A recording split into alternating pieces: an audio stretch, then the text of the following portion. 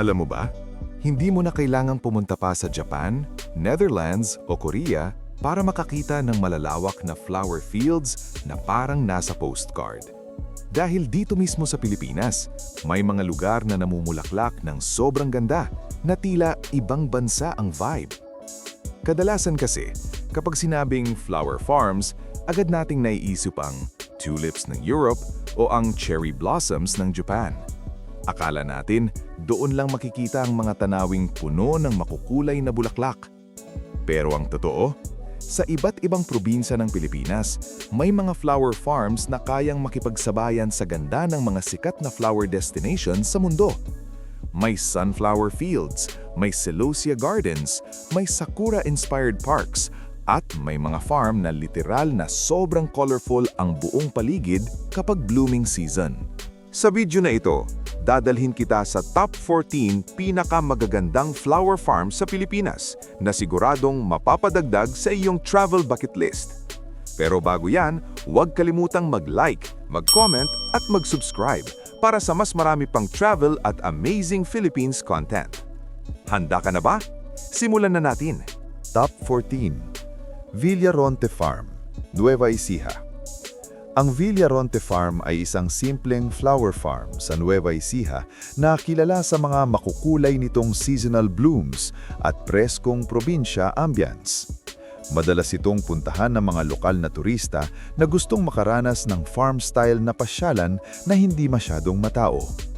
Bukod sa mga bulaklak, makikita rin dito ang malalawak na taniman at open fields na nagbibigay ng relaxing countryside experience. Perfect itong destinasyon para sa quick weekend trips at casual photo walks. Alam mo ba? Ang farm na ito ay nagsimula lamang bilang maliit na family-run garden bago naging kilalang agritourism stop sa kanilang lugar. Top 13. Sunshine Farm sa Quezon. Ang Sunshine Farm sa Quezon ay kilala sa mga sunflower at iba pang seasonal flowers na nagbibigay ng makulay na tanawin tuwing blooming season. Maraming bisita ang pumupunta rito para sa nature photography at family outings dahil sa tahimik nitong kapaligiran. Bukod sa flower viewing, makakaranas din ng mga turista ng farm life experience at sariwang hangin mula sa probinsya.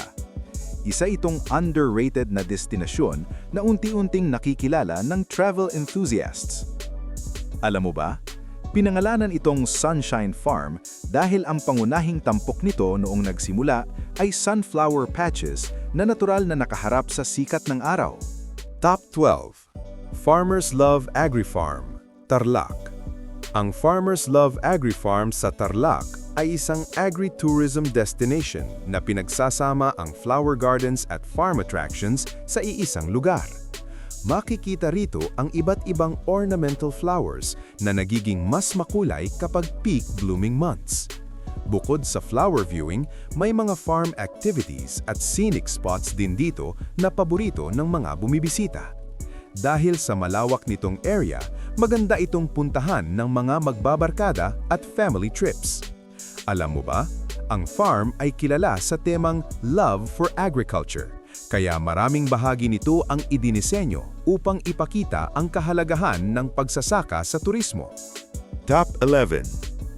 Sunflower Maze, Pangasinan. Ang Sunflower Maze sa Pangasinan ay kilala sa kakaibang maze attraction na napapalibutan ng matataas at makukulay na sunflowers. Isa ito sa mga paboritong pasyalan ng mga turista na gustong magkaroon ng interactive na flower farm experience. Bukod sa pagkuha ng litrato, masaya ring subukan ang maze habang napapaligiran ng blooming flowers. Mas dinarayo ito tuwing peak sunflower season dahil sa vibrant nitong tanawin. Alam mo ba?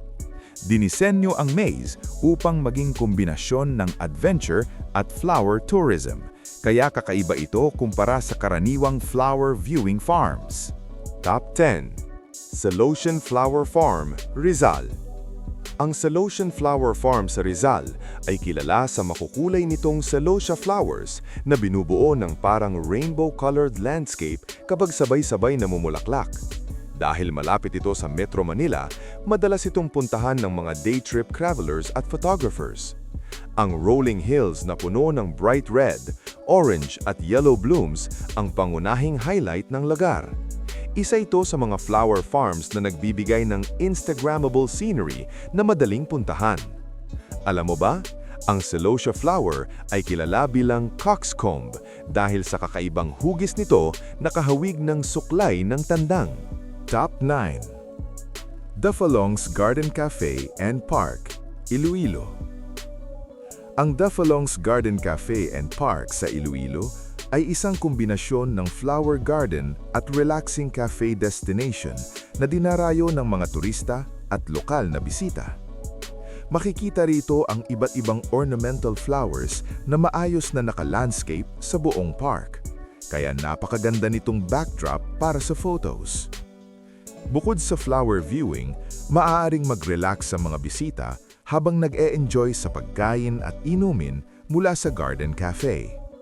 Dahil sa maaliwalas nitong ambience, paborito itong puntahan para sa weekend nature breaks. Alam mo ba? Dinisenyo ang garden park upang pagsamahin ang food experience at flower tourism sa iisang pasyalan. Top 8. Girasoles Sunflower Field sa Quezon. Ang Girasoles Sunflower Field sa Quezon ay isang kilalang sunflower destination na nagiging dilaw ang buong paligid tuwing blooming season. Dinadayo ito ng mga turista dahil sa malawak nitong sunflower fields na tila walang katapusan kapag natanaw mula sa malayo. Bukod sa photography, maraming bisita ang pumupunta rito para maranasan ang relaxing countryside scenery. Isa ito sa mga flower farms na nagbibigay ng European sunflower field vibe sa Pilipinas. Alam mo ba, ang salitang girasoles ay nangangahulugang sunflowers sa Spanish, kaya ito ang naging inspirasyon ng pangalan ng lugar. Top 7. Yamato Flower Farm, Iloilo. Ang Yamato Flower Farm sa Iloilo ay kilala sa mala-Japanese garden theme nito na nagbibigay ng kakaibang experience sa mga bisita. Makikita rito ang iba't ibang ornamental flowers na nakaayos sa artistic landscaping na inspirasyon ng Japanese-style parks. Dahil sa tahimik at preskong atmosphere, paborito itong puntahan ng mga gustong mag-relax at mag-photoshoot. Isa ito sa mga flower destinations sa Visayas na unti-unting sumisikat sa social media. Alam mo ba? Ang pangalan nitong Yamato ay hango sa sinaunang tawag sa Japan, kaya makikita rin sa disenyo ng farm ang impluensyang Japanese. Top 6. Marianos Blooming Agritourism Park, South Cotabato. Ang Marianos Blooming Agritourism Park sa South Cotabato ay isa sa pinakamakulay na flower destinations sa Mindanao na kilala sa malalawak nitong blooming gardens. Makikita rito ang iba't ibang uri ng bulaklak na sabay-sabay namumulaklak, kaya nagiging parang carpet of colors ang buong lugar.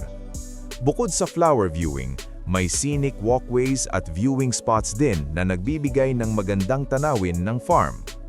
Isa ito sa mga patunay na maraming world-class flower farms na matatagpuan sa Mindanao.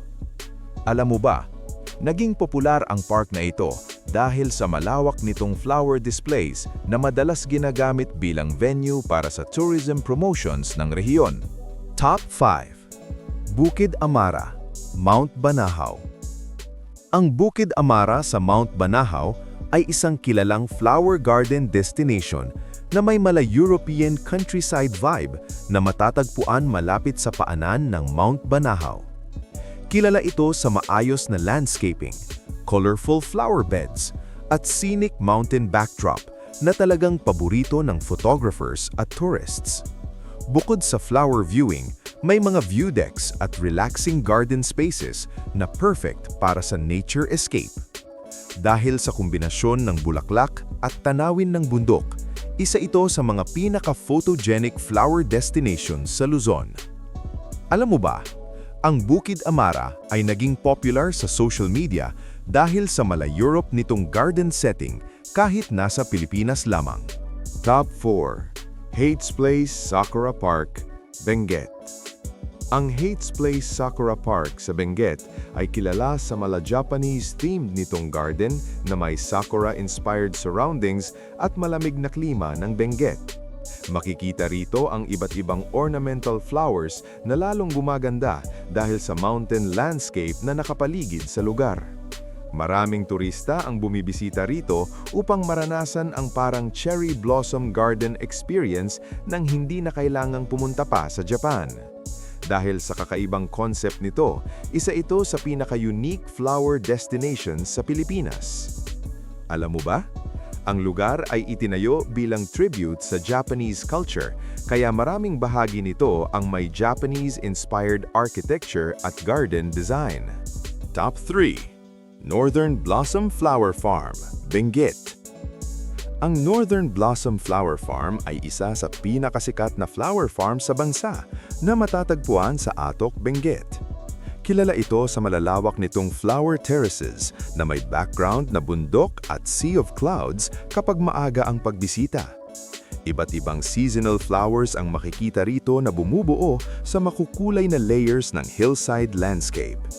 Dahil sa breathtaking scenery nito, madalas itong ituring na isa sa pinakamagandang flower farm sa Pilipinas. Alam mo ba, ang farm ay matatagpuan sa mataas na altitude kaya mas malamig ang klima rito kumpara sa karamihan ng flower destinations sa bansa. Top 2. Buwakan ni Alejandra, Cebu.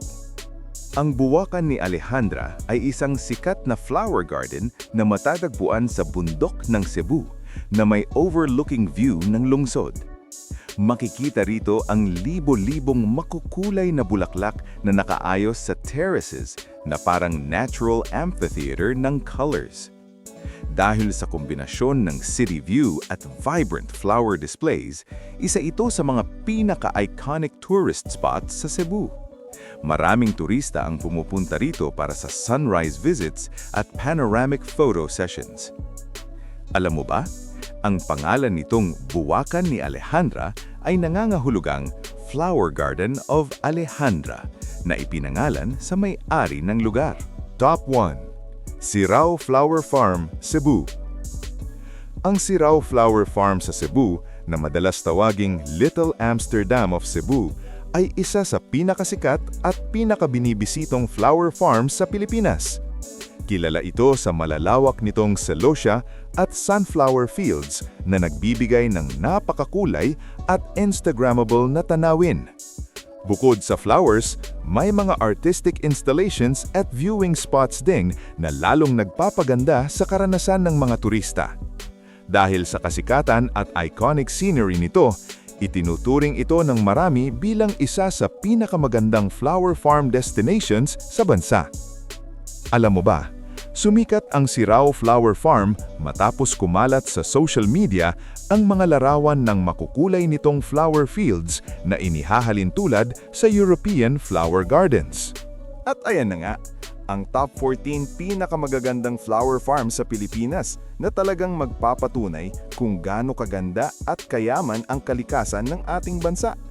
Mula Luzon, Visayas hanggang Mindanao, makikita natin na hindi na kailangang lumayo pa para makaranas ng makukulay na flower fields na parang nasa ibang bansa ka.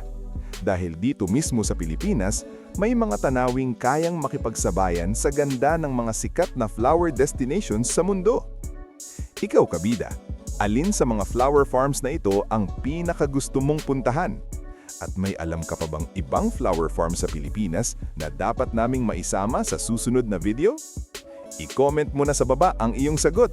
Baka ang susunod na feature natin ay galing mismo sa rekomendasyon mo. Tandaan, hindi lang magagandang tanawin ang meron sa Pilipinas, kundi mga lugar na nagpapakita kung gaano kayaman ang ating kalikasan, kultura at galing ng mga Pilipinong nag-aalaga nito. Sa bawat paglalakbay natin, mas lalo talaga nating napapatunayan na it's more fun in the Philippines. At kung nagustuhan mo ang video na ito, huwag kalimutang mag-like, mag-share, at mag-subscribe para sa mas marami pang travel at amazing Philippine destinations na katulad nito. Maraming salamat sa panonood. Hanggang sa muli, kabida!